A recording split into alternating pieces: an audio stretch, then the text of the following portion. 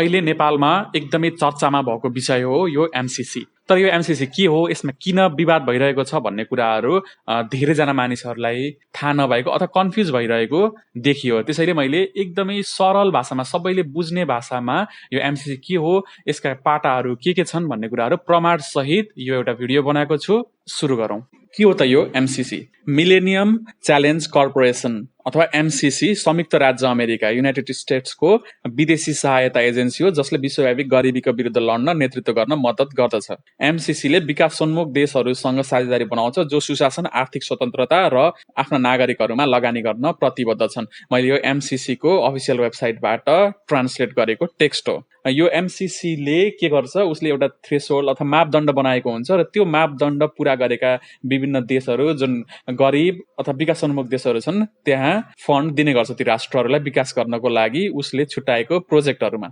एमसीसीले सहयोग गर्ने राष्ट्रहरूको सूचीमा नेपाल पनि परेको छ, अथवा एमसीसीले बनाएको मापदण्डहरू सम्पूर्ण पूरा भयो भनेर नेपाललाई पनि उसले सहयोग गर्ने देशहरूको सूचीमा राखेको छ। एमसीसी को नेपाल कम्प्याक्ट बिजुलीको उपलब्धता बढाउन र नेपालमा यातायातको लागत कम गर्न डिजाइन गरिएको हो। यो परियोजना अन्तर्गत एमसीसीले 500 मिलियन अमेरिकी डलर, त्यस्तै नेपाल सरकारले 130 मिलियन अमेरिकी डलर कन्ट्रिब्युट गर्नुपर्नेछ। यो टोटल 630 मिलियन डलरको प्रोजेक्ट हुनेछ, जसमा अमेरिकी सरकार अथवा एमसीसीले 500 मिलियन अमेरिकी डलर तथा नेपाल सरकारले 130 मिलियन अमेरिकी डलर कन्ट्रिब्युट गर्नुपर्नेछ। सेप्टेम्बर 14, 2017 यो सम्झौतामा हस्ताक्षर गरिएको छ भने संसदबाट अब अनुमोदन गराउन बाँकी छ। अब तपाईको मनमा प्रश्न उठ्यो होला, आखिर यति राम्रो कुरामा विरोध किन त? अमेरिकाले तिमीहरू ट्रान्समिसन लाइन बनाऊ, तिमीहरू यातायात सुधार, हामी पैसा सहयोग गर्छौं भन्दा किन विवाद उत्पन्न भइरहेको छ त? त्यो बुझ्नको लागि हामी के टर्म्स एन्ड कन्डिसन्समा हामीलाई पैसा दिँदैछ र पैसा लिएका अरू राष्ट्रहरूको स्थिति के भइरहेको छ, यी सबै कुराहरू पनि निहाल्नु पर्ने हुन्छ। अब अगाडि मैले त्यही सम्झौता पत्रबाट केही अंशहरू, विवादित अंशहरू यहाँ कपी पेस्ट गरेको छु र तिनीहरूलाई म एक्सप्लेन गर्नेछु। साथै अन्य देशहरूमा एमसीसीले सहयोग गरे पश्चात के परिणाम भयो अथवा त्यसको रिजल्ट के भयो भन्ने पनि संक्षिप्त मैले डिस्कस गर्नेछु। एमसीसी को दफा 6.8 हेरौं। एमसीसी को हैसियत दफा 6.8 एमसीसी को हैसियत। एमसीसी प्रस्तुत सम्झौताको कार्यान्वयनका लागि संयुक्त राज्य अमेरिकाको तर्फबाट कार्यरत संयुक्त राज्य अमेरिकाको सरकारी निगम हो। प्रस्तुत सम्झौता अन्तर्गत कुनै पनि क्रियाकलाप वा अकर्मण्यताबाट उत्पन्न हुने कुनै पनि हानि वा दाबीप्रति एमसीसी तथा संयुक्त राज्य अमेरिकाले दायित्व वहन गर्दैन। सरकारले एमसीसी वा संयुक्त राज्य सरकार वा एमसीसी वा संयुक्त राज्य सरकारका कुनै वर्तमान वा निवर्तमान अधिकारी वा कर्मचारी विरुद्ध प्रस्तुत सम्झौता अन्तर्गत क्रियाकलाप वा अकर्मण्यताबाट उत्पन्न हुन सक्ने कुनै पनि हानि, नोक्सानी, चोटपटक वा मृत्यु सम्बन्धी कुनै वा सम्पूर्ण दाबीहरू परित्याग गरेको छ। सरकारले उल्लेखित कुनै पनि निकायका विरुद्ध त्यस्ता हानि, नोक्सानी, चोटपटक वा मृत्युका सम्बन्धमा कुनै प्रकारको दाबी वा कानुनी प्रक्रिया अवलम्बन नगर्ने कुरामा सहमति जनाएको छ। प्रस्तुत सम्झौता अन्तर्गतका क्रियाकलाप वा अकर्मण्यताबाट उत्पन्न हुने कुनै हानि वा दाबीका सम्बन्धमा एमसीसी र संयुक्त राज्य सरकार र एमसीसी वा संयुक्त राज्य सरकारका कुनै वर्तमान वा भूतपूर्व अधिकारी वा कर्मचारीहरू नेपालका कुनै पनि अदालत तथा न्यायाधिकरणको क्षेत्राधिकारबाट उन्मुक्त रहनेछन् भनी सरकारले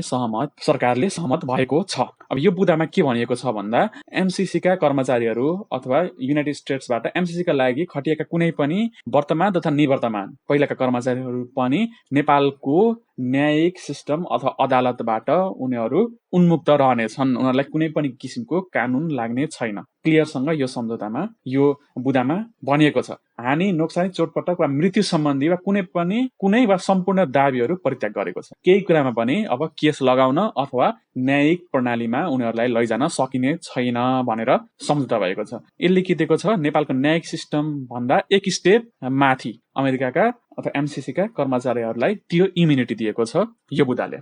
अब दफा 3.2 सरकारको जिम्मेवारीको 6 नम्बर हेरौं। सरकारले आफ्नो तर्फबाट एमसीसीलाई बौद्धिक सम्पत्तिको कुनै अंश वा अंशहरू हाल ज्ञात भएको वा यस पश्चात विकसित हुने एमसीसीले उपयुक्त देखेको कुनै माध्यममा जुनसुकै प्रयोजन, उत्पादन, पुनःउत्पादन, प्रकाशन, परिवर्तन, प्रयोग, सञ्चय, रूपान्तरण वा उपलब्ध गराउने अधिकार समेतको लागि अविच्छिन्न, अपरिवर्तनीय, रोयल्टी रहित, विश्वव्यापी, पूर्ण रूपमा भुक्तान गरिएको हस्तान्तरण गर्न सक्ने अधिकार तथा प्रयोग गर्न वा गरेको हुन अनुमति प्रदान गर्दछ। अब अनुसूची 6 मा यसको व्याख्या पनि गरिएको छ। बौद्धिक सम्पत्ति भन्नाले दर्ता भएका वा र नभएका सबै ट्रेडमार्क, सर्भिस मार्क, लोगो, नाम, व्यापारिक नाम, ट्रेड नेम र अन्य ट्रेडमार्क सम्बन्धी सबै अधिकारहरू, दर्ता गरिएका र नगरिएका प्रतिलिपि अधिकार, सबै पेटेन्ट, आविष्कार, सोप rights, know how, trade secret, design, drawing, artworks, योजना, print, manual, computer file, software, hard copy file, catalogue, specification र अन्य प्रोप्राइटरी टेक्नोलोजी र त्यस्तै सूचना र एमसीसीको कोषबाट आंशिक तथा पूर्ण रूपमा आर्थिक सहायता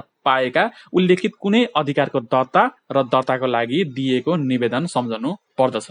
अब यसको अर्थ के हुन्छ त? बौद्धिक सम्पत्ति एमसीसीले आंशिक वा पूर्ण रूपमा सहयोग गरेको कुनै पनि फन्ड, कुनै पनि प्रोजेक्ट अथवा प्रोजेक्ट कुनै पनि पार्टबाट उत्पादित बौद्धिक सम्पत्तिमा एमसीसीले स्वतः रूपमा आफ्नो अधिकार जमाउन सक्नेछ।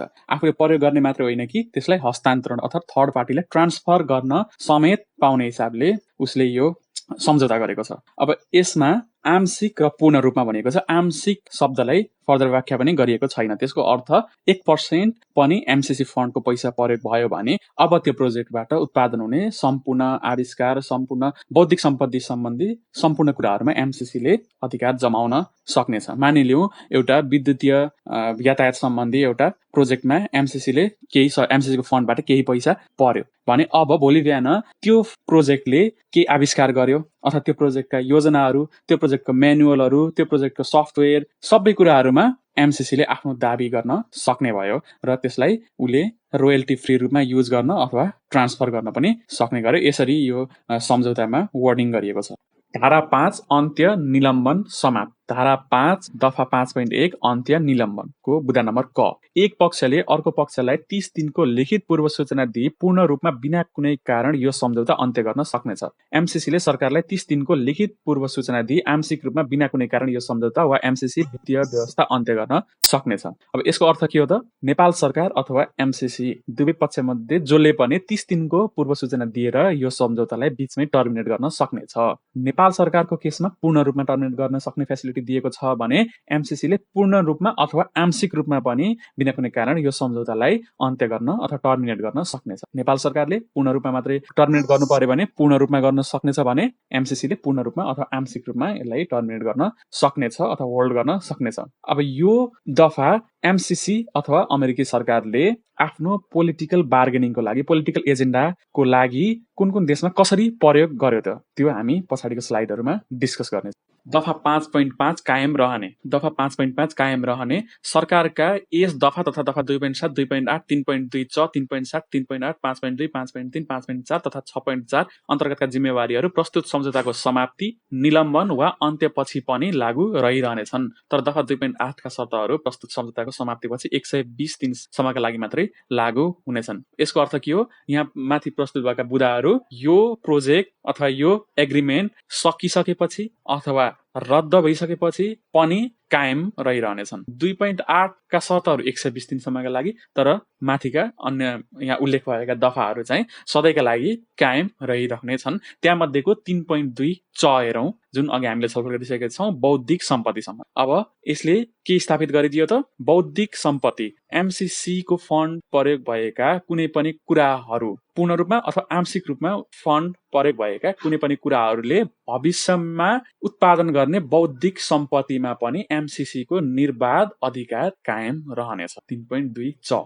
अनुसूची 1 कार्यक्रमको विवरण। ग 2 परियोजनाका साझेदारहरू। प्रस्तुत सम्झौताको शर्तहरू, कार्यक्रम कार्यान्वयन सम्झौता र प्रस्तुत सम्झौतासँग सम्बन्धित अन्य सम्बन्ध सम्झौताहरू बमोजिम सरकारले यस सम्झौता अन्तर्गतका कुनै पनि परियोजना वा कार्य गर्न सरकारका एक वा एकभन्दा बढी निकायहरू, परियोजनाका साझेदारहरूलाई सहायताका लागि संलग्न गर्न सक्नेछ। तथापि ती नियुक्तिहरू एमसीसी को समीक्षा र स्वीकृतिमा निर्भर रहनेछन्। एमसीसीलाई सन्तुष्ट हुने गरी ती प्रत्येक परियोजनाका साझेदारहरूको काम र कर्तव्य छुट्टै सम्झौतामा, प्रत्येक सम्झौतालाई परियोजना सहकारिता सम्झौता उल्लेख गरिनेछ र सोको सुनिश्चितता सरकारले गर्नेछ। यसको अर्थ के हो त? अब एमसीसी फन्डेड प्रोजेक्टहरूमा नेपालका अरू निकायहरूलाई यदि पार्टनर बनाउनु पर्यो भने पनि त्यसमा एमसीसी को एप्रुभल चाहिन्छ। यहाँ बनेको एमसीए नेपाल होइन, एमसीसी कै के चाहिन्छ? स्वीकृति चाहिन्छ भनेर अनुसूची 1 कार्यक्रमको विवरण ग को 2 मा भनिएको छ।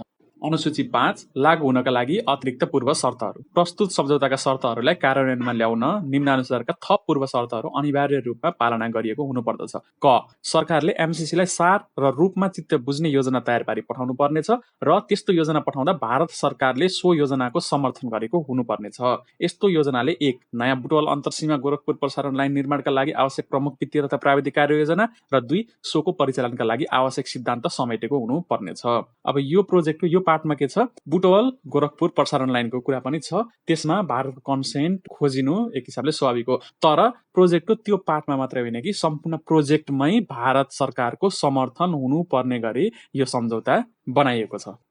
धारा 7 सम्झौता लागू हुने। दफा 7.1 आन्तरिक शर्त। प्रस्तुत सम्झौता लागू गर्न आवश्यक आन्तरिक शर्तहरू पूरा गर्न सरकारले समयमै सुरुवात गर्नेछ। प्रस्तुत सम्झौता लागू भए पश्चात प्रस्तुत सम्झौता र नेपाल सरकारको राष्ट्रिय कानून बाजिएमा प्रस्तुत सम्झौता लागू हुनेछ भन्ने पक्षहरू बुझाइ छ। यसको अर्थ के हो, यो कन्ट्र्याक्ट साइन भइसकेपछि यदि देशको राष्ट्रिय कानून र त्यो सम्झौताको कुराहरू बाजियो भने देशको राष्ट्रिय कानून होइन, त्यो सम्झौता चाहिँ लागू हुने। देशको कानून भन्दा पनि एक स्टेप माथि राखियो यो सम्झौतालाई। यो भनेको सार्वभौमिकता माथिको ठाडो प्रहार नै हो। देशको कानून भन्दा माथि एउटा संस्थासँग, विदेशी संस्थासँग गरिएको सम्झौतालाई राख्ने गरी सम्झौता गर्नु भनेको तपाईहरु आफै यसमा चाहिँ एनालाइसिस गर्नु के होला। प्लस यसमा के पोइन्ट पनि छ त, अघि हामीले जुन बुदा हेर्यौं कायम रहने दफा 5.5 को, त्यसमा के भनिएको छ, केही बुदाहरू सम्झौताको समाप्ति, निलम्बन वा अन्त्यपछि पनि लागू रहिरहनेछन्, जस्तै कि त्यो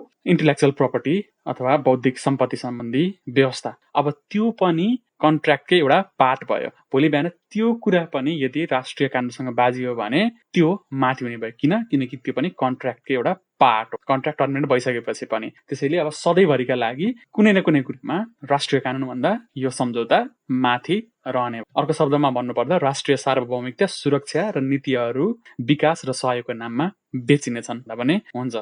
अब एउटा उदाहरण हेरौँ। युरोपियन युनियन फन्डले फन्ड गरेको 220 किलोवाट मर्साङ्दी कोरिडोर प्रोजेक्ट जुन अहिले विवादमा छ। त्यहाँका स्थानीय मूलवासीहरू र त्यो प्रोजेक्टको बीचमा अहिले तनावको स्थिति चलिरहेको छ। प्रोजेक्ट एफेक्टेड पर्सन PAP अथवा त्यहाँका त्यो प्रोजेक्टले असर पार्ने मानिसहरूसँग छलफल, उनीहरूसँग प्रतिक्रिया नै नलिई त्यहाँ गतिविधि सुरु भइसकेपछि त्यहाँका आदिवासीहरूले आफ्नो सांस्कृतिक तथा सामाजिक संरचनामा असर पुग्न गएको भनेर आन्दोलित छन्। र अस्ति भर्खरै त्यहाँ हाइड्रो पावरका चाइनिज कर्मचारी र त्यहाँका स्थानीयवासी बीच पनि झडप पनि भएको छ। मानिलियो यही स्थिति MCC फन्डेड प्रोजेक्टमा आयो र आउने सम्भावना पनि छ, किनकि मर्साङ्दी कोरिडोर पनि MCC भित्रको एउटा पार्ट हो। मर्साङ्दी कोरिडोरबाट प्रसारण लाइन विस्तार गर्ने पनि MCC को योजनाभित्र पर्छ। त्यस्तो भयो र अमेरिकी अधिकारीहरूबाट यदि नेपाली स्थानीय बासिन्दा मारिए अथवा उनीहरूलाई क्षति पुग्न गयो भने पनि नेपालको कानूनले उनीहरूलाई केही पनि गर्न सक्दैन, किनकि सम्झौतामा त्यसरी नै राखिएको छ बुदा कि उनीहरूलाई नेपालको कानून तथा न्यायिक प्रणालीले केही पनि गर्न सक्ने छैन, जस्तो सुकै केसमा पनि। हामीले अघि छलफल गरिसक्यौं।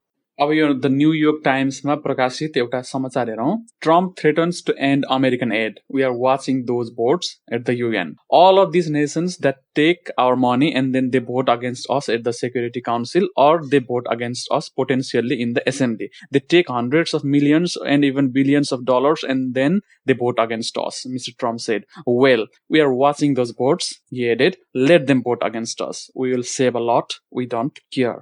यसबाट छर्लङ्गे हुन्छ कि अमेरिकाले फरेन एडलाई पोलिटिकल टुलको रूपमा युज गरिरहेको छ। त्यहाँका राष्ट्रपतिले खुला रूपमा नै भनिसकेका छन् कि हाम्रो पैसा खाएपछि तिमीहरूले हाम्रो मुद्दा बोक्नुपर्छ, न त जति बेला पनि हामी तिमीहरूलाई दिएको दाना पानी बन्द गरिदिन्छौँ, हामीले कुनै मतलब छैन। अब श्रीलङ्का र MCC को केस हेरौँ। श्रीलङ्काले पनि MCC सँग सम्झौता गरेको थियो उसको फन्ड लिनको लागि, तर पछि त्यो क्याबिनेटबाट पास भएन। श्रीलङ्का सुरुमा सम्झौताको पक्षमा थियो, तर व्यापक विरोधपछि अन्त्यमा अमेरिकी विकास योजना अस्वीकार गर्नु पर्यो। मिलेनियम च्यालेन्ज कर्पोरेसन कर्पोरेसनसँग 480 मिलियन अमेरिकी डलरको सम्झौतामा आर्थिक वृद्धिमा बाध्यकारी अवरोधहरू समावेश गरेको थिए, जसलाई लङ्काली जनताले पास दिएका थिए। त्यहाँ थुप्रै आन्दोलनहरू भए, मान्छेहरू खुलेरै बाटोमा विरोधमा उत्रिए, भोक हडतालहरू भए। त्यसपछि श्रीलङ्काले यो सम्झौता अगाडि बढाएन अथवा क्याबिनेटबाट यो पास गरेन। अब श्रीलङ्कामा यस्ता सम्झौताहरूबाट गृह युद्धहरू भएका धेरै उदाहरणहरू छन्। साफ्टा, एसिएसए र इटिसिए सम्झौताहरूले श्रीलङ्कामा पारेको असरहरू पछि श्रीलङ्काका जनताहरूले केही सिकेको चाहिँ देखिन्छ।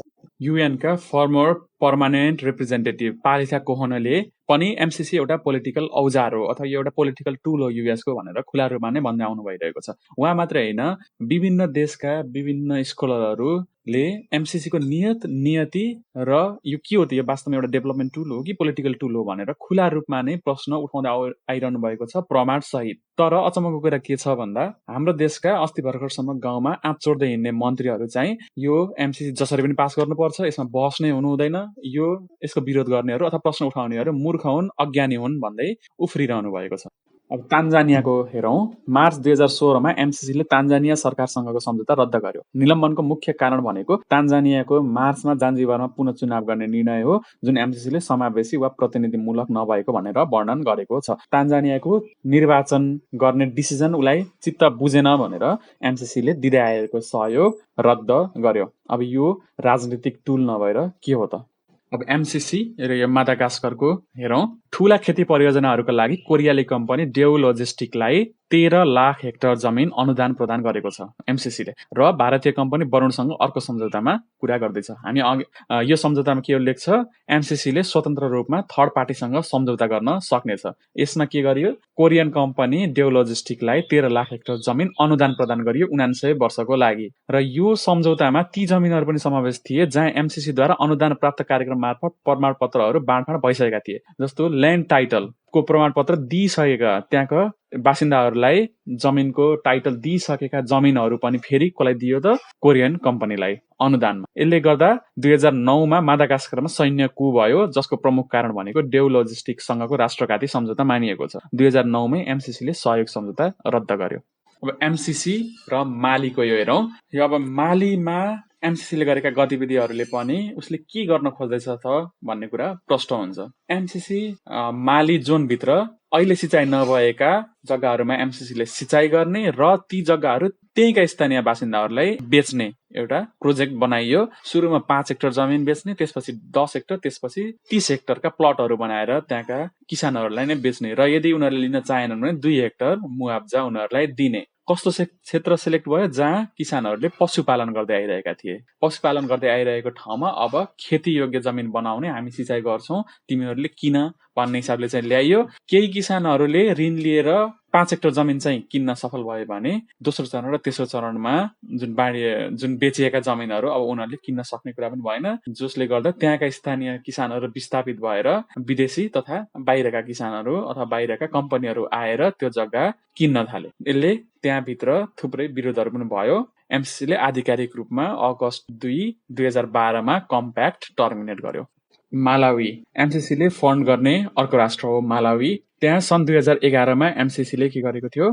त्यो फन्डलाई सस्पेन्ड गरेको थियो अथवा निलम्बन गरेको थियो। कारण भनेको the MCC board expressed very serious concerns about the economic and political situation in Malawi. त्यहाँको आर्थिक र राजनीतिक गतिविधिहरू चित्त नबुझेको भन्दै एमसीसीले ग्रान्ट त्यहाँ सस्पेन्ड गरिदिएको थियो, र त्यहाँका गतिविधिहरू नजिकबाट निहाल्ने र यदि त्यहाँ सुधार भयो भने हामी यो निलम्बन हटाउँछौँ भन्यो, र 2012 मा चित्त बुझ्दो सुधार भएको भने एमसीसीले निलम्बन हटायो। भनेपछि उसले पोलिटिकल, इकोनोमिक सबै सिचुएसनहरूलाई पनि त्यहाँ निहालिरहेको हुन्छ। उनीहरूलाई चित्त बुझ्दो भएन भने उनीहरूले जति बेला पनि त्यसलाई टर्मिनेट अथवा क्यान्सल गर्न सक्नेछन्।